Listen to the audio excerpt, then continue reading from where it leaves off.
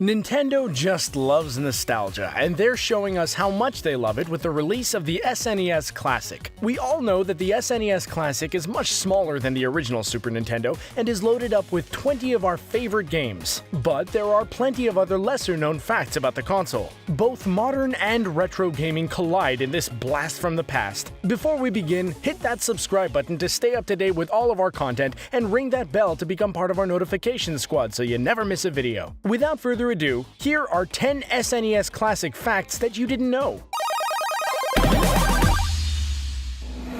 Suspend point slots. Suspend point slots might not be a new addition to the SNES Classic, but it's a very welcomed feature to return. Just like in the NES Classic, you can save progress for any game at any point by tapping the reset button and storing the save state in one of 4 suspend point slots. If you're worried about saving in games like Super Mario World and Kirby Superstar, don't be. The in-game save features in these games work perfectly fine, so you don't need to waste a suspend point slot on them. This means things like game progress, unlocked levels, and high scores can be stored using the same process the original developers intended. It's best to use the suspend point slots for any of the 5 games that do not have an in-game save feature.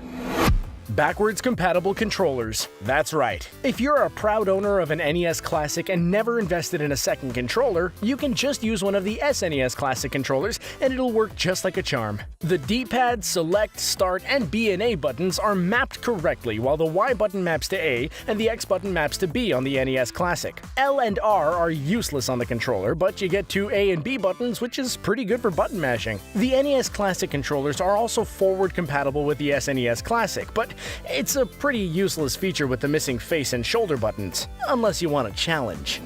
The eject button is just for show. The SNES Classic is absolutely adorable. It's like the little brother of the original Super Nintendo, and it's a spitting image in every way. From the colors of the console to the buttons, Nintendo put a lot of effort to replicate the legendary console. While most of the buttons on the console are operable and serve a purpose, there is one button that is just there for show: the eject button. Since you don't need to put any cartridges into the console, there's no need for an eject button. The eject button of the SNES Classic is completely solid. It can't even be pushed down. Unless you want to play around with the eject button to pass the time, it's not a big deal. At least it's still there. CRT filter. It's not truly a Super Nintendo if it can't be played on a CRT screen. To make things even more nostalgic than they already are, the SNES Classic comes with a built-in CRT filter which can be used to replicate the lower resolution and scan lines of the beloved tube TV. It's much more subtle than on the NES Classic. There's less fuzz blurring the edges of each pixel, and there's finer gradation of color in the simulated scan lines. In other words, it's much neater than on the NES Classic. It's not known whether this is because the resolution of the Super Nintendo is higher than the NES, or just because Nintendo simply felt like softening it. Either way, we really don't mind.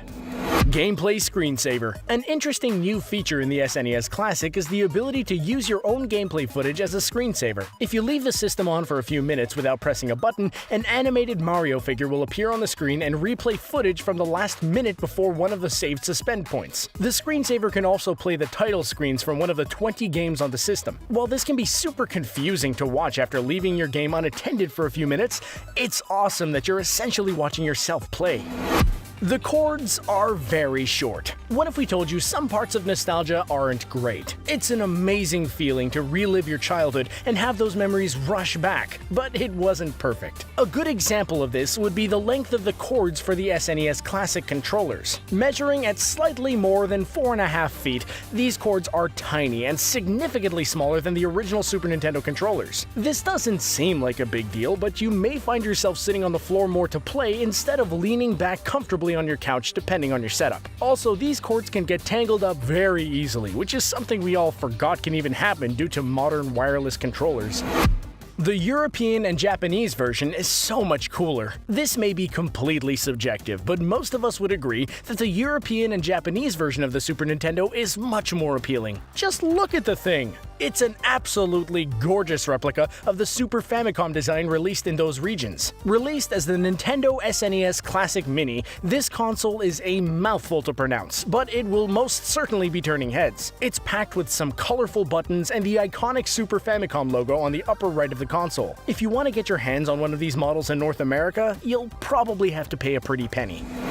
You get 2 controllers. Probably one of the best features of the SNES Classic is that it comes with 2 controllers. Why is this such an amazing feature? Well, the NES Classic only came with 1 controller, so if you wanted to play with a friend, you were out of luck. With the SNES Classic right out of the box, you can play any multiplayer game from the get-go. It's a huge upgrade because finding a second controller for the NES Classic was just as difficult as purchasing the actual console. Nintendo did us a huge favor here, and we thank them for their act of kindness. The Rewind feature. The Rewind feature is a brand new addition to the SNES Classic, which allows you to revert a game to the state it was a few seconds earlier. It's not an easy feature to use, as you have to hit reset on the system itself to go to the menu, then tap down on the suspend point and tap X to enter a rewind menu. From here, you can go back up to roughly 40 to 50 seconds, which seems to depend on the complexity of the game. The L and R buttons can be used to move at 10-second intervals in the rewind menu. Once you've chosen a resume point, you'll jump right back into the gameplay from that moment. It's a super neat feature. Star Fox 2. It's pretty crazy that out of all of the systems a never-before-released game like Star Fox 2 can be released for, it's debuting on the SNES Classic. This sequel to the cult classic follows the same group of pilots in the Lilat system on a quest to protect Corneria and defeat the would-be invaders. You can't access the secret 21st game the second you boot up the console, though. You'll have to beat the first level of the original Star Fox first. We assume that this level acts as a tutorial for those who don't have any experience with these games, but it should be accessible from the get-go. We really can't complain though, because we get to play a masterpiece of a game that was planned to be released in 1995. If this video doesn't get you hyped up for the SNES Classic, we don't know what will. Are you looking forward to getting yourself an SNES Classic? What are some of your favorite Super Nintendo games? Let us know in the comment section below. Also, if you haven't already, hit the subscribe button to keep up to date with our playlist. Thanks for watching.